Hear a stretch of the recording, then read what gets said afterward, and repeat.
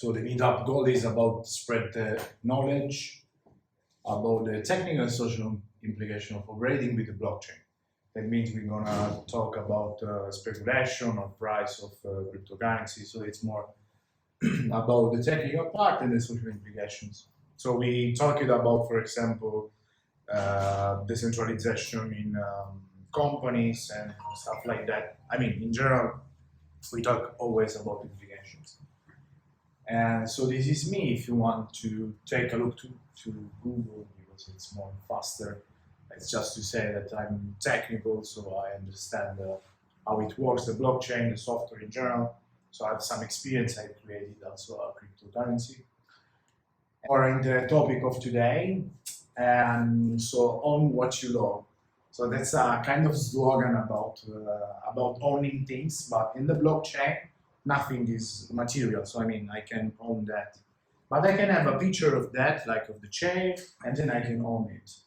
And so own what you love means that you, for example, have the rights on your creations, and you can sell to others. So you can exchange, you can swap. So in the end, you keeping what you love. For example, you create something artistic, so music, or you like someone else that created something artistic and you just buy it, and it's yours, so no one else can have a copy of that.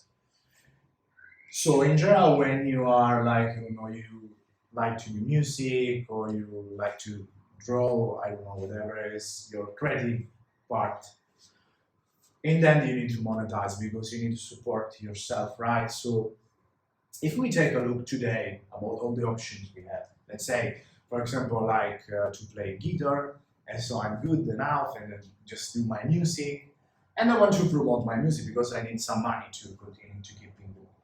So what I can do right now, talking to about like online, I can go on social media. For example, I can open a YouTube channel, or if I'm good, I can go on TikTok, Spotify, whatever. And so I can just monetize. I think that could be very, very, very challenging because you need an audience, you need people, etc. If you are like of kind, I think more than just amateur, like you can go on a recording label. Like for example, you are a pop star, right? So you can go on recording label. But I think this is quite new because they are blockchain-based marketplaces. Means that you can upload your creations there. This is, for example, Vest, it's a marketplace for music. OpenSea, probably you have heard about that. It's where you can upload and create your NFT or just exchange with other user, buy, sell, etc. So, and that's, I think, another point of offline exhibitions, for example, art galleries. But here we want to talk more about blockchain-based marketplace. Because you're free, right? If you are here, you can go to Banned by YouTube, right? If you're on Spotify, probably, I don't know, they don't want you. Same with TikTok. Recording labels, I think this could be so challenging. Offline exhibitions, you need contacts, it's a mess.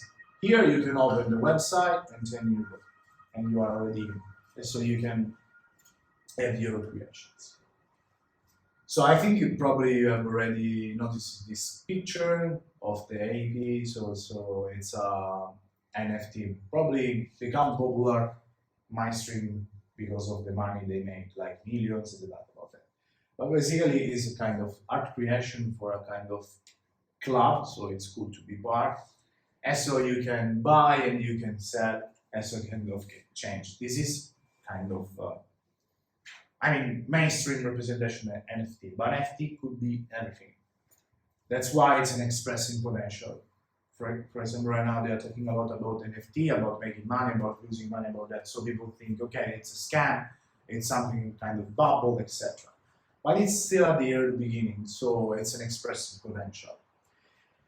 And so if we want to take a look to use case for NFT, so we have, for example, real estate. So we can sell and buy apartments with NFT. Because if you own, for example, the NFT, you are owning the property. So that's the idea behind NFT. To just give you something digital that represents the property of something that could be also not digital, but it's kind of connections, like bonding. Another use case about membership for VIP clubs. That's a huge thing. For, I don't know, you feel cool or you're like a mastermind and you want to be part of a VIP club. You have access to clubs, to I don't know, exclusive events, etc. So you can do that with an NFT because if you are the owner, somehow you are the only owner of that and you can have access. So it's kind of tool for that. Arts and collectibles, for example, you can put, I don't know, anything that's artistic. There is no limit. That's I think the interesting thing. It not means something specific. It's something artistic, creative, and something that you make a collection of it. And so there's a use case for NFT. And more broad way, it's everything that has a value. And then you can, for example, convert a tweet, for example, I don't know, the first tweet of the founder of Twitter was converted in NFT. You can convert also the YouTube video, the first YouTube video in NFT. To just say, I own it. So I think the implications of kind of fragmenting everything in our reality and creating NFT is that we have a, I think, more democratic economy because people that make things or new things, they can monetize somehow. So I think we don't have clear in our mind how this is gonna impact the future. But just imagine today how you earn money, how you get richer, how you get more popular. You have always kind of centralization of that. If someone just don't give you like of authorization or access to network, to contacts, if like you start, for example, a lot of actors during their career have this problem because you need the right moment, the right people, etc. But with that, in general, with the blockchain, with NFTs or cryptocurrency, everyone can create something, can build something. And when you build something that has some value and someone else is willing to pay you for that, so in the end you are becoming more richer than yesterday. I mean, not everyone makes millions, but I think that's so democratic because today you have to get a salary, for example. So there is no real way to get out from this model. Or you can just start a business, but I mean, it's not super easy if you see around. And so I think for today we just finish it with the topic that was related to arts, music, and NFT. Here usually we start some questions, but you can address the question to me, or we can simply do networking and both. So I mean, this part is more a meetup part. So it was just the introduction. So usually to do that more efficiently, we start from the first person and then you can tell your name. So no need to tell where you work if you don't want. Just tell your name, your first name, and you can say what you're looking for or just what you think about in general blockchain, if you're looking for help, etc. Please just talk a little bit about what you just said about NFT before, because like I kind of understood it, but I have like questions. Like yeah, when you gave that example about the first tweet ever tweeted on Twitter that could have an NFT, like that's completely not really accept. I don't know, like I having like issues like accepting that this could be an NFT and then someone somehow is having like interest in buying it. Actually, It's like auctions, for example, for something very unique. yeah. Right? But how can we like sell a tweet? Well, you don't sell. I mean, the tweet in the sense you're selling the tweet. You're selling the ownership. It's like the founder created an NFT and say, I'm the founder, I'm the creator of this content. I'm selling the ownership. It's complicated because the ownership is the ownership of this one who wrote it. Like it, okay. I Yeah, see but it.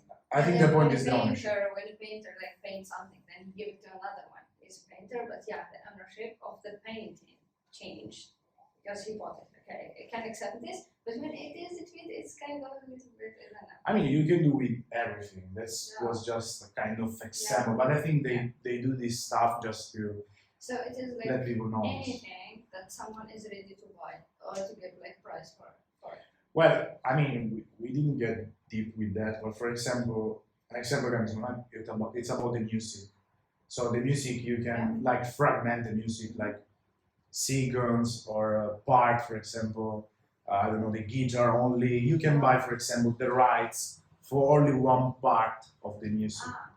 So there is a lot of fragmentation on the NFT. So you can do almost everything. So then, if I want like to have my own song, I will use it. Yeah, there are options. There are websites like blockchain project where you can just sell or just rent your ownership. Yeah, or maybe a meme, like because people are fighting over memes. Someone says that you stole my meme, things like that. So. But here, I think the NFT solved that because if you have it like in your wallet, it's your. Okay. So you can say that. So that's I think the tricky part to understand, but it's exactly the point because you have it in your wallet and it's your. I think it's better, yeah. And like NFT is shortcut for what? Like it's just non-fungible token. No. Fungible token, so you can touch. Okay. Yeah. Okay. Thank you. Yeah. I see it better. Yeah, if there are one question or anyway, we can start with introductions, so you can start saying your name, whatever you prefer. Yeah, then I will start. So yeah, hello everyone. So I'm Masa. I'm from Japan, and here in Berlin, I work as a software developer. Currently working on Android app, but I'm really interested in blockchain and Web3 stuff. Recently, I created a tiny smart contract and deployed it to the testnet and integrated it with a tiny web app and see how transactions are made and processed. But I want to know what I do next to dive deeper the Web3 world. And yeah, there are okay stuff. Yeah. So let's continue with the introduction. So who's next? Okay, I will go. Hello everyone. So my name is Cha. I'm also a software developer, and I'm interested. Basically, I'm interested more like in NFTs. I mean, in blockchain in general, but like I'm still not very convinced why like the people are very interested in NFTs. To me, it's kind of confusing. But like for blockchain in general, I was intern like 8 months ago or so. I was working in like a company that worked also on blockchain solution. So I worked kind of a little bit in smart contracts, but like how to reduce the fees, how to optimize the fees between like the gas fees for between the transactions. But that's a part that is pretty clear. But like the NFTs, that's something that I'm very interested to know why people are very like to me like Bitcoin and the cryptocurrency makes sense. But like why would I buy? Like I understand this is for example art, but like ownership, like in the future, for example, if I buy an NFT, for me it's kind of very if this technology goes away in some years for the art because now people are very like getting crazy about like, oh my god, I love this NFT, so I'm gonna buy it. But like, what would guarantee that people will like this NFT in the future? So it's kind of very risky, even more than cryptocurrency to me. And like, maybe I just want to know less like what's the vision of others. Yeah. Yeah. So who's next? I can go next. Okay. So hi everyone again. I am Iman. I'm from Algeria and I'm living here since a year, and I came here to work as a software developer. And I work with languages such as Python and Django, and I never touched blockchain before. I'm discovering, and thank you for the presentation. It's really helpful. Like that's the first time I learned about NFT. That's all. Thank you. Okay. Okay, I can go next. I'm Marvin. I'm a software developer also, but I work as a front-end developer. I've known about the blockchain and the rest for like a year now, should be up to a year, and I've worked in like I work in like for like on the side, not like full-time job, as a front-end developer or Web3 developer for a DeFi app. So I'm mostly like into DeFi and I've touched a little bit on NFTs. I know a lot of people who actually like are into NFTs and the rest of it. but I mostly actually understand or know the DeFi related part of blockchain. Next, next. My name is Andrea. Nice to meet you guys. And I don't have a job related to NFT and blockchain. Actually, I don't have a job related to IT in general, but I'm really curious about the topic, about blockchain and NFT in general. So that's why I'm here, just to get more information and more knowledge about it. Yeah, I am Jonas. I also don't have any job in tech. I'm pretty much like Andrea. Okay. It's No, it's fine, guys. Don't Yeah, worry. I was actually expecting today's how to say talk to be more technical about how the blockchain generally works. I never heard of NFTs before. I guess it's some application of the blockchain. Is it like Bitcoin or something? I don't know. Now, I mean, it's just to explain. It's over the blockchain, so it's the same thing. It's over the blockchain. So I mean, that's it. This technology, blockchain, right?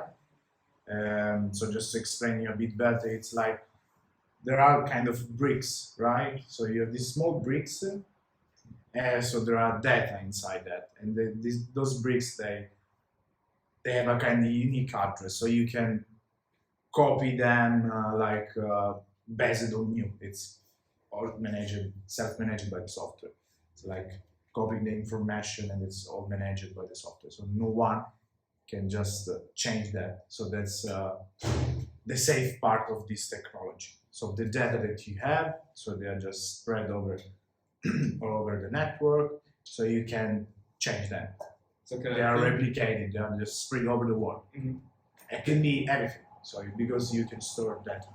So can I think of it somehow like the blocks in the blockchain? Yeah, there are blocks. There are small bricks, as I said, there are blocks. They call it blocks technical. Just to give you a more real life example. Okay, I see. So they build up all the data. And then the NFT technology is It's stored on top of the. No, there is no base. top, it's just storing. So you can store music, I don't know, picture. It's like your hard disk, right? So you can save, I don't know, files, whatever. And then can I compare it somewhat to when I look at Bitcoin to the how to say that each individual transaction, and instead of transactions, I have. Well, when we talk about Bitcoin, you have to think that's the first thing, and most of the stuff they were not developed over the Bitcoin. For example, the smart contract, they are not belong to Bitcoin. That's probably the part you're looking for, like understand the difference between the different blockchains technology. For example, Ethereum is exactly what we are talking about because you have the smart contract part, but in Bitcoin you don't have it. Okay. So it's kind of generations, you know, it's like a smartphone, it's like a cellular right now. People, they are just approaching today and they think about Bitcoin, but Bitcoin has limited features, so you don't have all that part of smart contract, blah, blah, blah. So Bitcoin is just transactional right now. Okay. Yeah. So you can have a look about the difference of the blockchains and get more in deeper technically. So I don't do that because for me it could be complicated to explain some technical things in an easy language for everyone. And at the same time, I can make mistakes. So I think online you can have more stuff here. I think the value of here is about more talking with other people. So that's what I think. Anyway, if you have questions, so I'm happy to answer. Okay, so we have the last one. I'm Jose, I'm from Venezuela.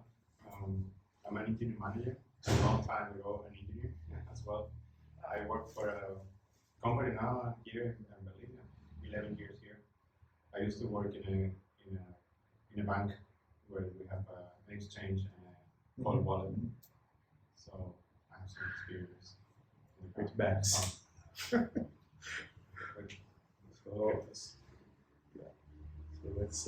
that's interesting. I think right now banks they have bad times due to the situation, the economy situation. I don't know.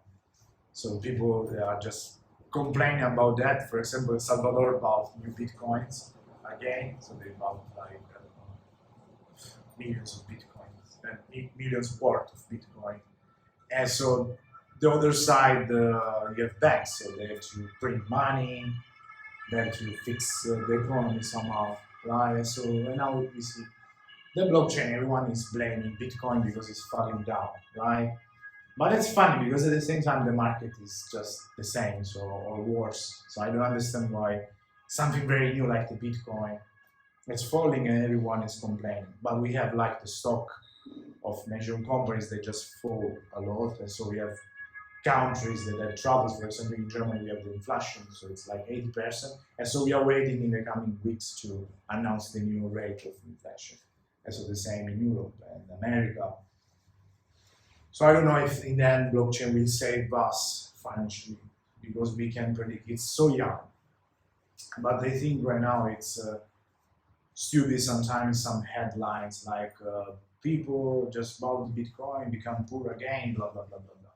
Everyone has portfolio of stock companies right now just crying. I have a question about what you said. I don't know if blockchain will save us. You mean that you think that blockchain will be a better, like, something instead of current financial systems, and like it will make the inflation less, or it will like help the overall world to be in a better situation, or you think that it will help only the people who are using it? Like, I just want to know where is your thinking. I think that right now all life in general is more, not say just complicated, but it's more articulated compared, I don't know, to 20, 30 years ago. Because today we have a lot of things, and we want to do a lot of things like hanging out with friends, having the apps to do something, doing workouts. So life is more complex. And I think this financial system right now is not the best for the new way of living life. For example, there are people that have 2, 3 jobs, or there are people that don't have a job, they don't have something to do, and so they need to find the right place in the society. I think with the blockchain model that's more like accessible to everyone and can enter in almost everything, I think you have more chance to get noticed from the society, because today everything is too crowded everywhere. So it's like if you start a new project, it's crowded already. Yeah, but so the persons who will benefit the most are the ones who are using it. Like the persons who are not using blockchain, they won't. I think everyone is using blockchain somehow. You don't get it because you just you just use the technology, right? For example, there are applications already based. They are hybrid, like they use partial blockchain. So you don't know this, but you are part already of that. Okay. So okay. I don't have a specific example in my mind, but You have been using blockchain since the 60s. Really? You call it email. Okay. yes. I just have to explain you why, but your opinion since in the 60s. Okay. It's called email. Anyway, I think that's it's so fascinating, especially for people for sure they have a new approach to that. It's like I don't know, but I think that one of the first slides where software is healing the world, that's not my word, but it's true because you have software that is getting over everything. So everything is becoming software. For example, I don't know, right now my friends at home have Siri or Alexa, and they tell things like, I don't know, power on the lights or just the clock, timer, stuff like that. You talk to the stuff, that's another big thing. And it's happening. So right now everything is software. When you order online, then you get the product, but then everything was managed by the software. Do you think that blockchain thrives more by speculation or democratization? I think if we want to get more democratic, this world, like in the aspect of financial, like you have this kind of lifts that go up and down. I think if you want to make it, you have to attract who has already the money, right? So people that want to speculate. Because it's like shaking the world. If I offer you away a channel to put your money, you are doing some more speculation, but from the other side, there is someone that's get the benefit of it. And I think you are sharing more that, and this could be more democratic because people that have huge capital right now, they speculate always on the same thing, like, I don't know, oil or just the same stock of McDonald's, I don't know, the same company. And so it's so tricky to have this kind of capital flowing on small projects.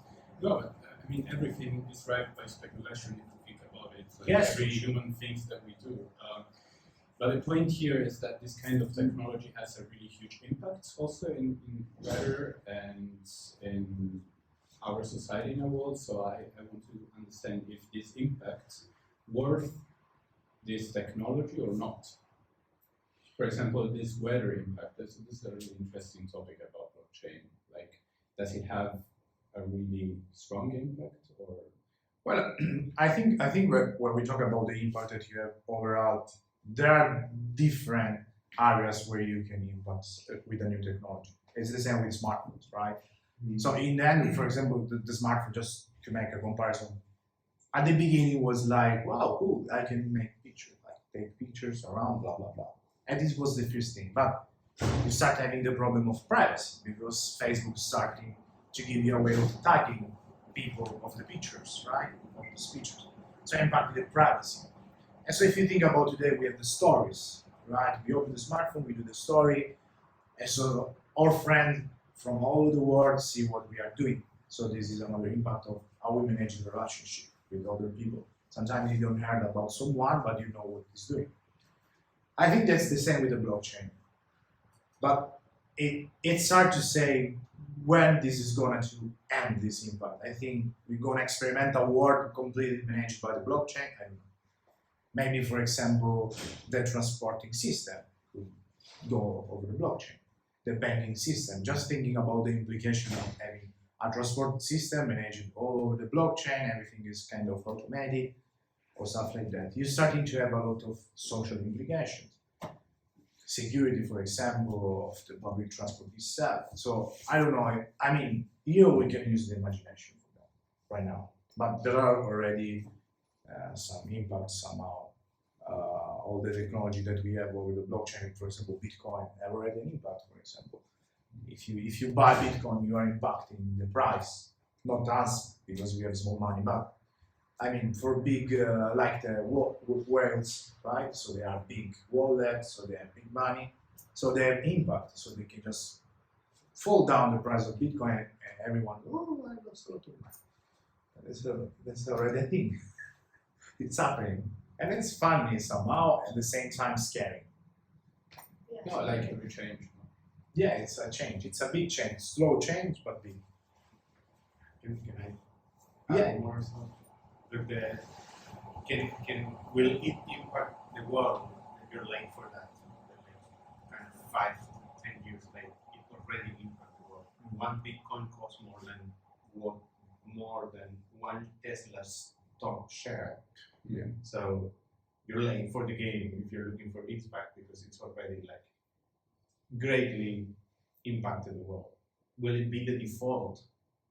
No, because it requires some sense that it's not ready in the world. But you have to think that blockchain is just another database. Technically speaking, it's just another way of creating a distributed database. Will that be widely used in the future? Yes. Will it be used for money? Maybe not. So, because it's just a database. Today we have used databases for everything. Literally everything has a database. Your mobile phone has 24 databases distributed in different technologies. It has many databases. So it's another database. It has its particular uses, and it's going to be for many topics the default way to storage information. But if we're saying that we're not gonna use it for money, then Bitcoin won't exist, or like Ethereum and these cryptocurrencies. That's an interesting question. Will Bitcoin disappear? Well, for that, everyone has to agree. The same way that people today are agreeing that it has some value, everyone has to agree in the future that it has not. And I don't see that coming.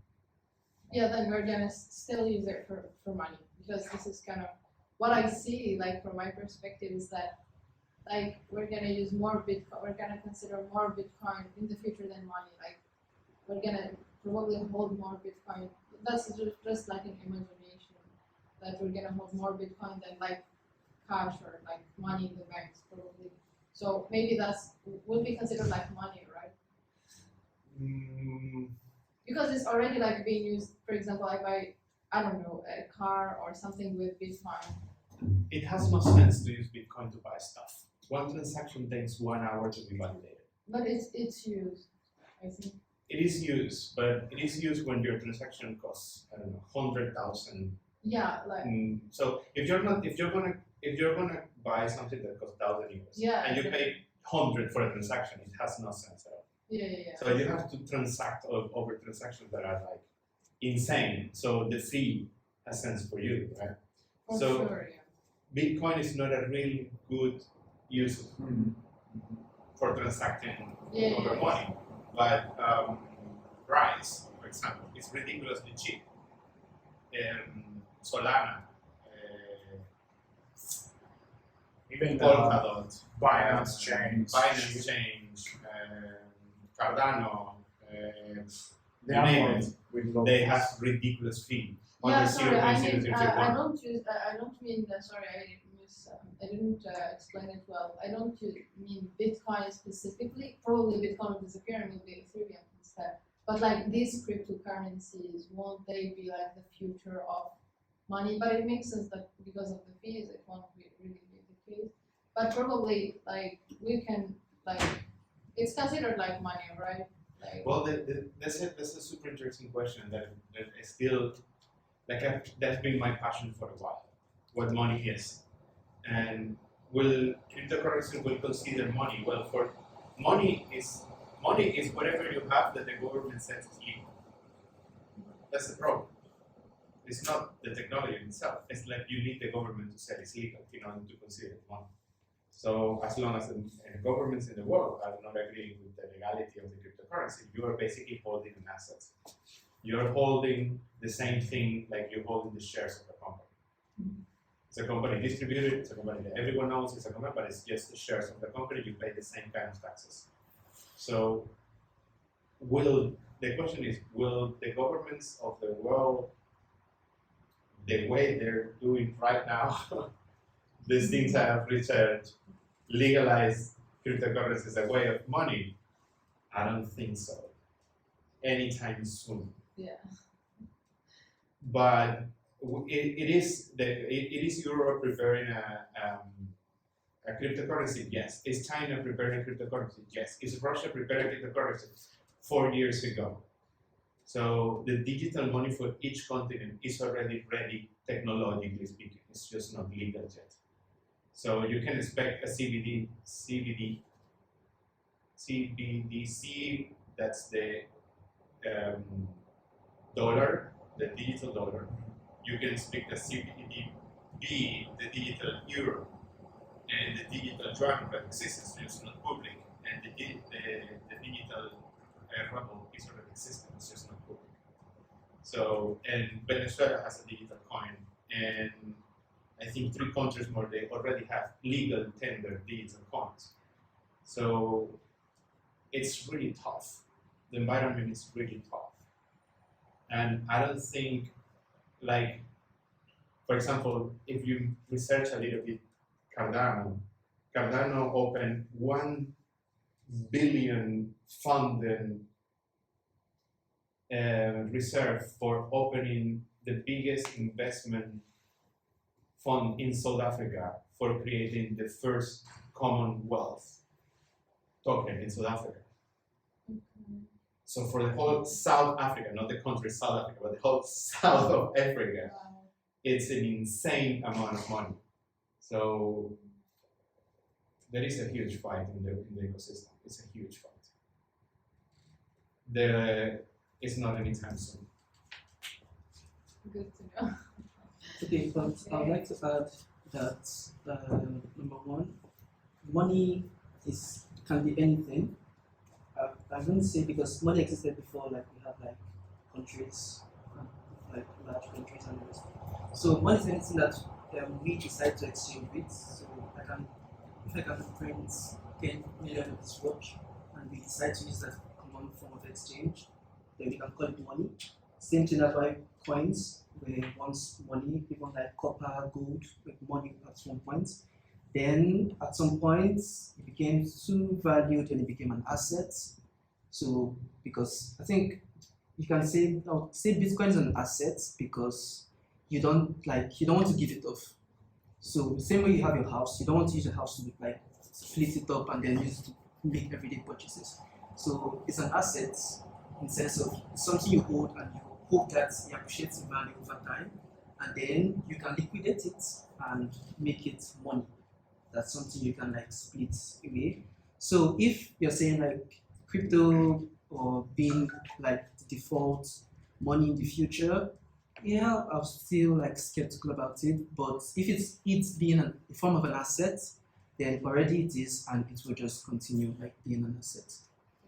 But as he mentioned, there are like digital forms of currency already like being implemented, and yes, there's even the what do you call it, USDC and other forms of dollar, which is in the blockchain, Ethereum blockchain, and the rest of them. All these are just like normal money, like money in the real world, physical cash, just made on the blockchain as like a copy. It's just like a copy, so that we can use it to price the digital currencies. So for example, Ethereum is only like valued because there's a lot of money, like if it's 1K, it means that it's equivalent of like 1K paid for one Ethereum. So it's kind of like, this is what the markets, like everyone has agreed that this will be the price of Ethereum. Same thing in the price of blockchain, everyone has agreed like this is the average price taken for all the dollar kept for one Bitcoin. This is the average I see that is currently 20K. So that is how like the prices are made. And for Bitcoin as an asset, Ethereum also, when it was created, was like, for like the chain would need a fee, because if there's no fee, it don't spam. It's how like the internet is, people like to spam. So the fees is like, okay, see, how do we stop people from spamming this network? So we add a fee. So then the more it's being used, the more it was used over time, it kept going up and up and up and up. And it created like a base, like algorithm for calculating the price. And now that's how we went up, and today we have like super crazy gas fees. The gas fees are only there because the people want to use Ethereum. So every time you want to put something on Ethereum network, actually dealing with billions or thousands of people saying, here, I want this space, I want to put my data here. And then you can start with what, $1, but then the miner will say, no, I don't want it, because someone's offering me $500 to put it here. Sorry, what did you? So I mean, when you want to store like something. No, just about the fees. What do you mean by it's defined by? So the fees are like, it's defined by like, initially when blockchain like was created, to stop spam, they created like the fee system, because if there's no fees, there will be spam. Because like same way you have like you can create Reddit and somebody just like create the bots and. I thought it's related to the energy, that because we're by the end of the day we're using energy. And Yeah, like, but we don't want to. the person who created Ethereum didn't really like. I mean, it's a decentralized system, so he has to pay the people who are like the miners and also. But also another reason why you can't have zero fees blockchain is another reason because of the spam. To avoid spam, that's why we can have like absolute zero like value blockchains. But the reason why the gas fees are super expensive is because the people who like create the blocks, because the blocks are actually mined by people, require like a payment, and they decide how much. It's like every time you want to put something, like you want to make a transaction, basically bidding that, hey look, I want to put transactions here, and then guys, the miner is like, okay, if you put $1, I say no, I like someone offered me 500. So then you have to also like increase up. That's why if you don't make a transaction fast enough, someone can like gas fee can go up or go down based on the demand and how it goes. So that is how like the gas fees and the rest. But I think for Bitcoin rather, I think the gas fees are not as high as Ethereum, because I don't know what Ridiculous. happened. Last time Ethereum was like so high, but I think And then 3 weeks ago, one Ethereum transaction was, for me, was with Bitcoin, 15 euros. with Bitcoin, One Bitcoin transaction is 150 something. 15 years. 15 euro against 150 is like 10 times more. Yeah, but Ethereum gets up to like 200, 300 years. That's how high Ethereum I blockchain can thought get also to. Ethereum is more. It's more expensive than Bitcoin. What are you talking? Your transaction, the one that you pay, The or fees. the fee of the whole The gas block? fees. The fees for the block. Yeah, but the block of Ethereum is huge compared to the block of Bitcoin. The block of Bitcoin is 23K. Exactly. But Bitcoin is smaller because it's just So of course you have to pay more for the block of Ethereum because you have more transactions inside. What do you mean? Like you mean the number of blocks? The Like number of transactions inside one block. How So does- an Ethereum block holds more transactions. how Therefore, does that- the miners charge more money. Of course, they are making more money there. I'm just wondering how do you know? I mean, like I don't understand. What do you mean, like by the like how is the number of transactions, for example, for Ethereum is more than. Or because of the size of the block. The size of the block in bytes is what you can write inside. Exactly. Yeah, I see. Yeah. So there is as many bytes you can write. Yeah, I see. Yeah, it makes sense. The bigger your block, the more useful it is. Yeah. The less slower it is. But then, but then it also impacts how speed are your transactions, like how much transaction you can save and how fast they are.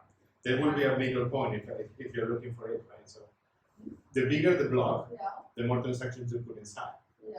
but the slower is to be processed. Ah, Of course, the more you have to read inside, yeah, iterate makes inside. sense. So So it takes to mine the block. the amount of transaction per block Yeah. decrease Yes. speed. So you will get an stability point in the middle where Okay. you have a natural, for that particular chain, you have a natural block size. Yeah.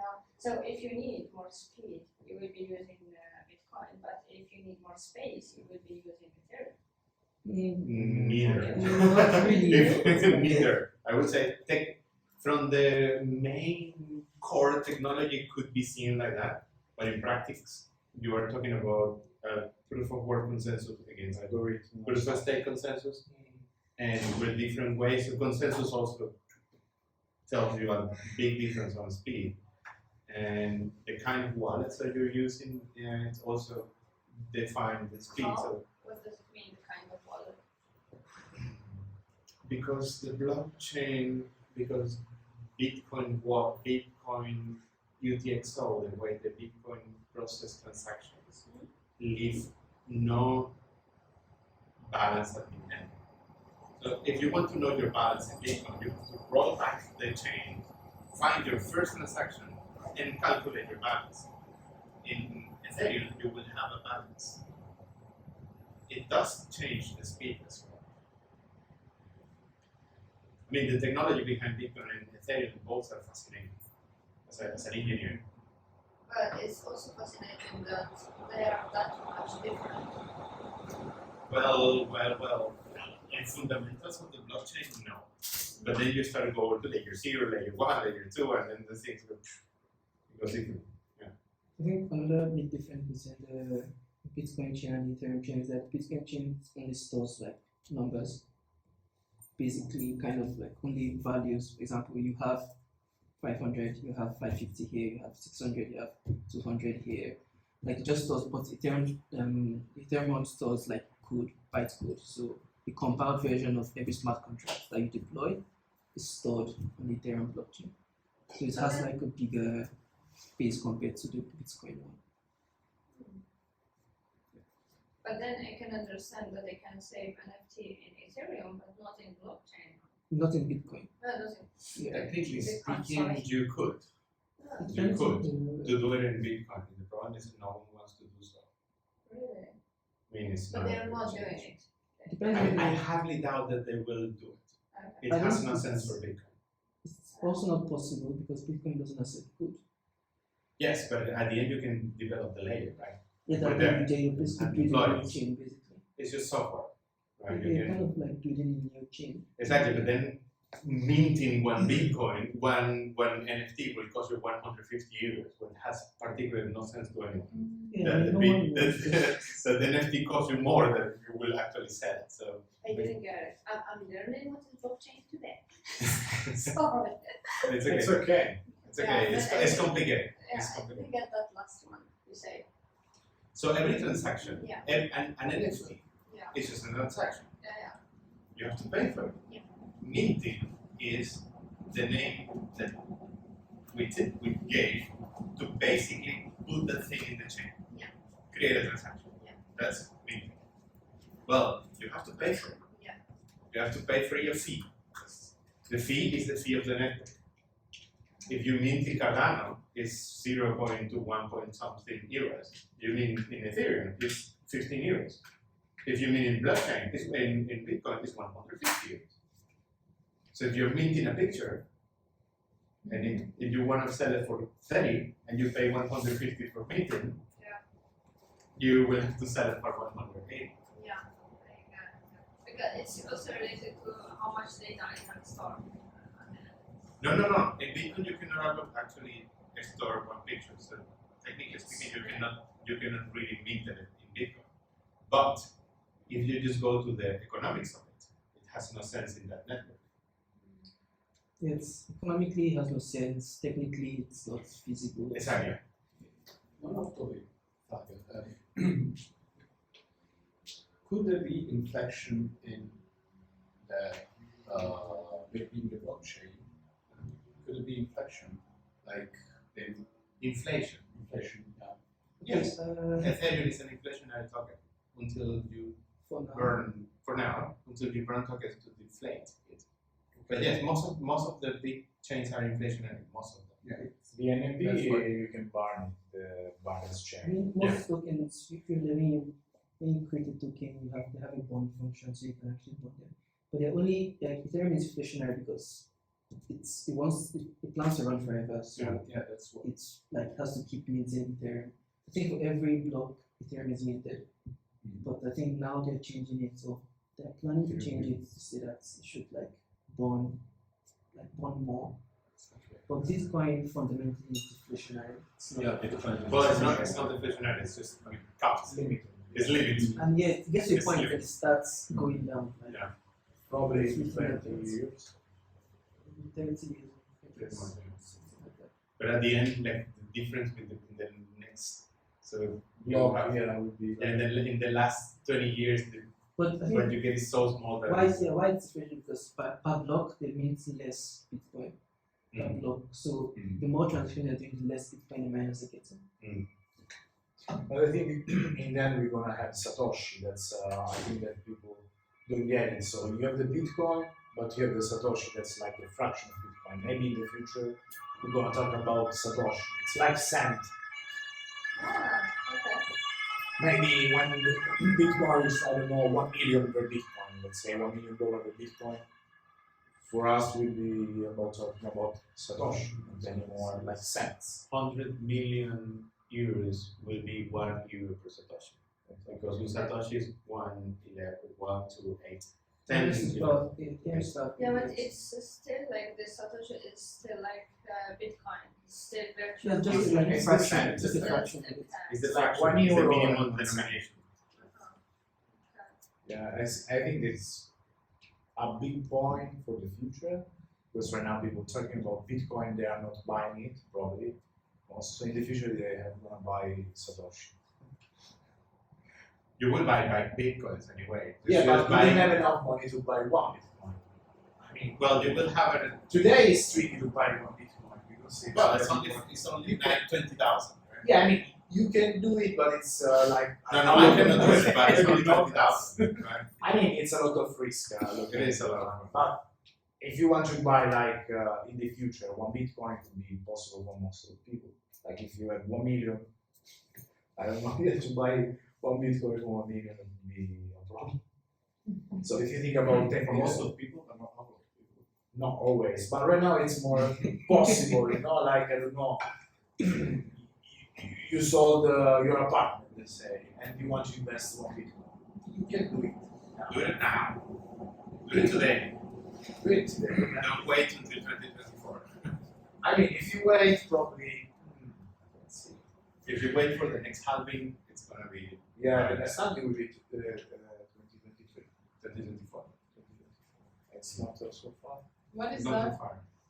It's the so particularly the Bitcoin chain has a maximum amount of Bitcoin that will ever exist. Oh, okay. Every 4 years, called halving, it's reduced by half the amount of new Bitcoins that can be created. So we are in the 5th halving, 4th halving. So we're talking like only 1/8. This is the 4th 1/8 of Bitcoin is yet to be created. So the next halving, on 1/16 of it will be created, and 1/16 will yet to be created, Oh. and then 132, and then 164, and so right. So every 4 years that halving Oh, happens. okay.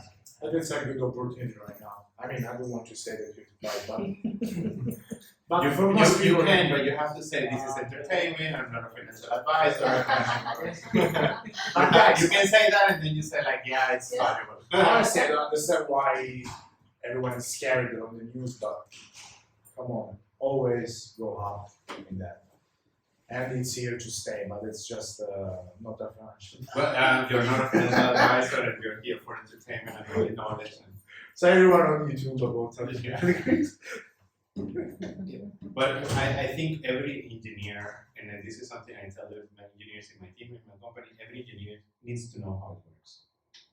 So regardless if you own it or not, that's your problem. But you need to know what a blockchain is, you need to know Yeah, it's a must. how addresses are encrypted, you need to know how to decrypt addresses, you need to know how to do that manually.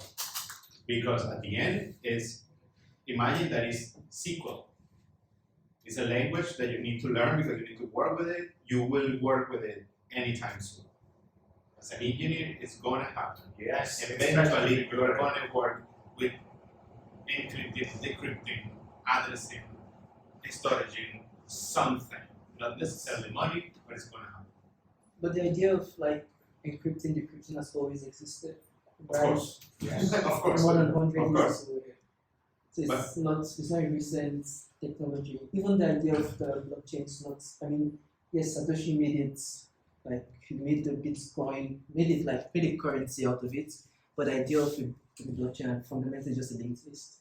Like a list, Yeah, that's all, like, Fundamentally, it's fundamentally it's just like a list that each item is connected to the previous one. Yeah, but I think in the end, all the inventions that you have today that are innovation, technology, Yeah, always- they're just, I think, optimizing what already exists somehow. Yeah.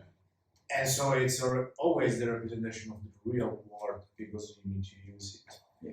But they come like with new things, more optimized, more stuff. They carry a lot of stuff with it, and so that's interesting for us as just users. Because as a user, you're always looking for something better, like your phone, like the way you move the money. So I think technology is just doing that.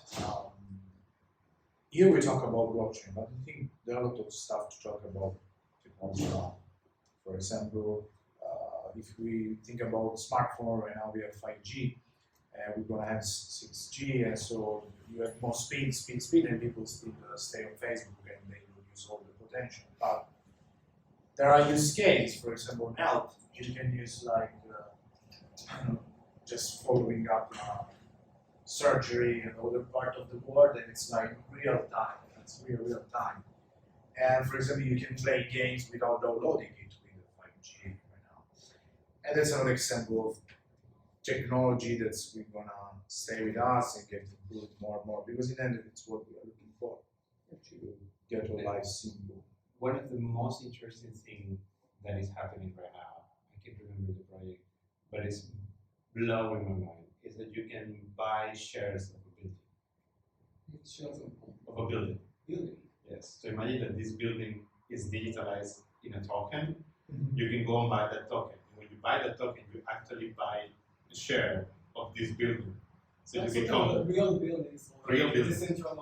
Oh, No, real buildings. Real buildings. And you will probably have power of attorney towards the building depending on how much of the share you own. you probably deciding what to do with the building.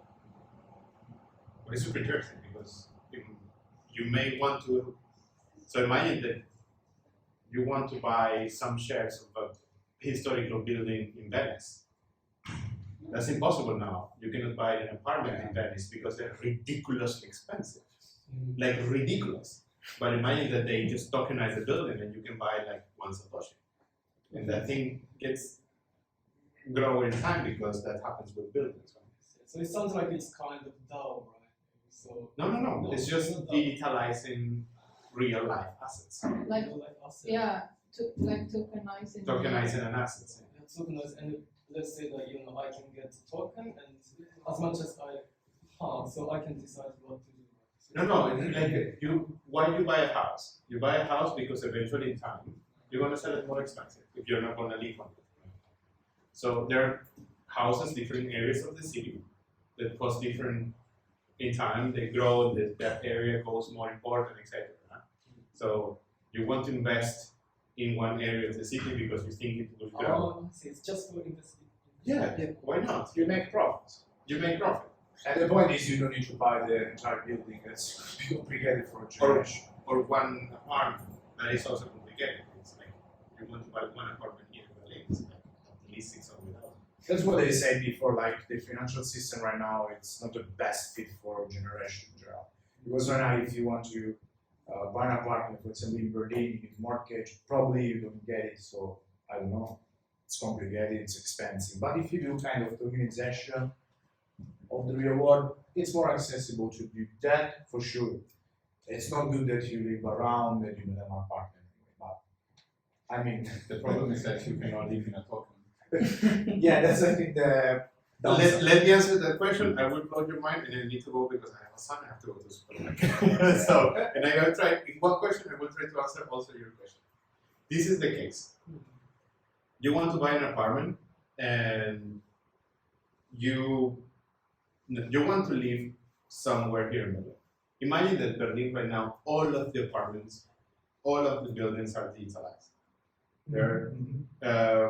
Imagine that, how to say, every Hartfeldbauten, every house owners, buildings are now digitalized. So instead of buying one apartment, you just need to buy enough shares of one building to have the right to live there. And then go there and negotiate your piece of it. If you're not blowing your mind, you probably not understand it. So you will never have ever.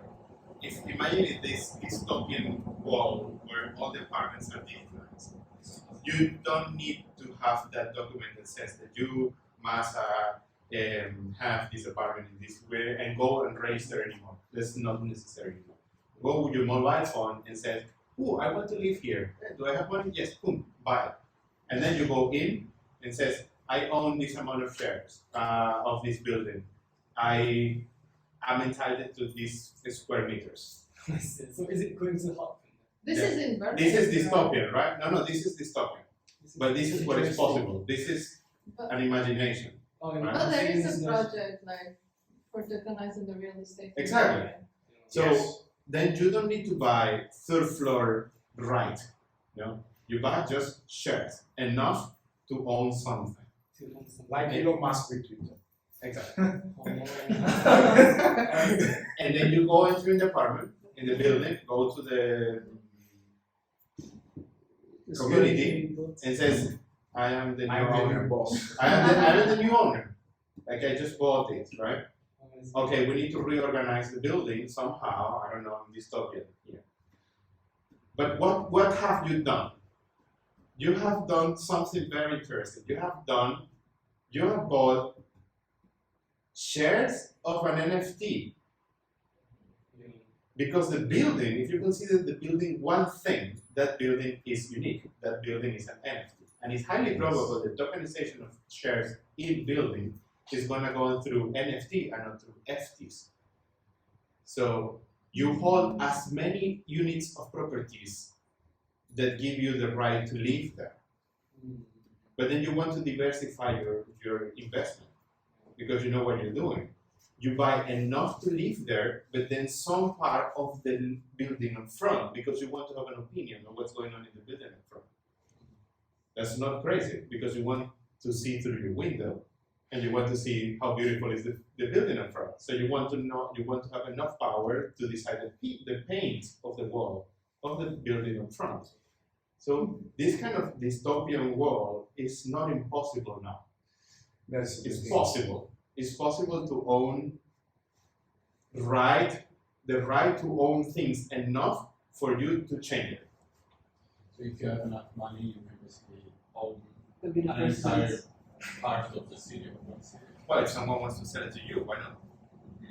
So there should be some laws, I think, that should be introduced with these technologies. But that's really also interesting, like the political situation. Dystopian, right? Yeah. Dystopian. But for example, I'm really convinced that in the future we're going to live in a more social, democratic society, like a little bit more to the socialistic I'm side. an engineer. I may have an opinion, but I'm an engineer. I'm more worried about the technology, how to enable things, but Yeah, but what I was thinking is that this blockchain, like every technology, represents a part of ourselves, like an expression of what is inside of our mind as a species. And blockchain could be, as I said at the beginning, democratization, right? A way to humans that have to democratize more something. But this has to be followed by certain rules and laws. Otherwise, like every new technology, you can just take the worst of it. And crash this Soviet world as well. yeah, I agree with you. The thing is that Well, I think there'll be, I mean, it's currently is like algorithmic governance system. well, that's DAOs, and that is super interesting. Yeah, because currently we actually have that already, kind of, where you vote based on the amount of tokens you have. But the thing, if it's linear, like if it's just one-to-one vote system, then it's bogus. Means the richest people make the decisions. So I think they kind of like made it some kind of mass, but I don't really know how. But it's called like algorithmic voting system. So if you have 10, then like if you have 1, you make 1. But if you want to make 2, you have to make like double. So the more votes you want, the more you double. So it's kind of like it goes quadratically. So if you really want a very high vote, you double the amount of votes. It's kind of like so that forces people, like everyone has a base votes, but if the more you want this to happen, the more money you have to like put towards it. And then it doesn't, it's kind of like limits. So I think even at that point there will still be more like maths, more mathematics have come and help us. You know how to use a wallet. A wallet? Not the one. Not the one in your pocket. Again, a digital wallet. They just call it. I always go cash and pay. From here. I know. Yes, I know how to use it. Do you know how to use a wallet? Not so much. Not I'm so learning now. Okay, so one exercise for you could be get any wallet that you download in your application, and somehow, I'm not a financial advisor, and this is not just entertainment, get with you some algorithms. Algorand is a layer 0, layer 1 token, but it has a very interesting. You can only stack on Algorand. You can reward if you work for the DAO. So you stack with them, and then the only way that you get reward is that you start voting in what in the community looks for Algorand. So you will have that sense of democracy with rewards. It's working right now. It's called Algorand, and it's one the most serious I know. There are other ones that are a little bit. It's super interesting. It's super interesting. So with 5 years in Algorand, you're gonna get at least access to the voting. It's the price of a kebab. It's more. But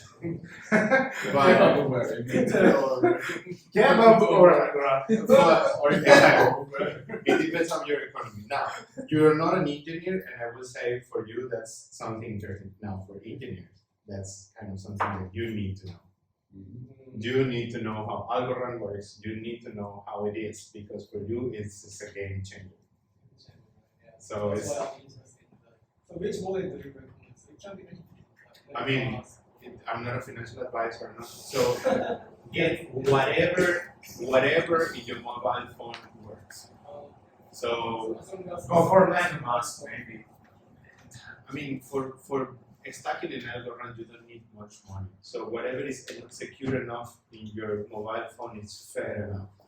Keep the seat of that well safe in your house, and fair enough. But then use the technology. I like everyone I know that is an engineer. You have to have 5 years in one major. I would say nowadays contemporary crypto chain or cryptocurrency. 5 years, buying 5 years in Bitcoin has no sense because the fees went up. But buy 5 in Cardano or in Algorand or in Solana or in Bryce or in, I don't know. The only thing is Algorand has this particularity that you can participate of the community by staking other as well. But this one gives you some level of reward out of it, and it's super interesting because now you're in a DAO. They pay you for working for the community that you are creating with the token that you're creating and you're using yourself. Super interesting. I will try it out first. Man, thank you very much. Thank you. Thank you all. I'm sorry that I have to. It's fine. Do See you you next have time. any chat about WhatsApp group? Unfortunately, no. I mean, on the meetup, there is the commenting area, but we don't have. We should open maybe a Telegram that's more in fit with the blockchain community. So that's what we can do. Maybe I can create one and post on the meetup graph, so the comments, so you can join the Telegram. I think it's a good idea. Yeah, Telegram works. I think yeah, everyone that's knows. something I want to ask you. Or asking in meetup. If And you we can can also- promote financial advice.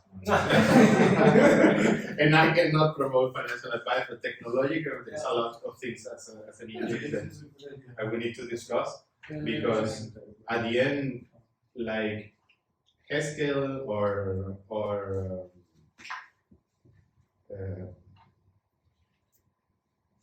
I forgot the name of the other language. It's some other language that you will need to know anytime soon. Haskell or It's pure functional language. that's most of the big chains are written in pure functional. Maybe you want to say Rust. You mean Rust. Rust. Haskell or Rust is something that you will like give it 10 years and it's gonna be Yeah, I know that Solana is written in Rust. In Rust. Ethereum is written isolated, and I tried out some staking. Mhm. And I think it's quite a simple language, but yeah, probably with Solidity is like JavaScript. It's Yeah, not so- very different. so- It's- Rust is very complicated. I really have to get. But before you go, I like ask, like, which part of engineering are you like focused on, or you're just full on general from? I'm an architect, technically speaking. I manage a team and work on the architecture of the system. But I mean, like, when you were still an engineer, which like tech stack? That was 20 years ago. I started with PHP and ends up with Ruby now. But I work with Go and Elixir and I think no, so. Mostly systems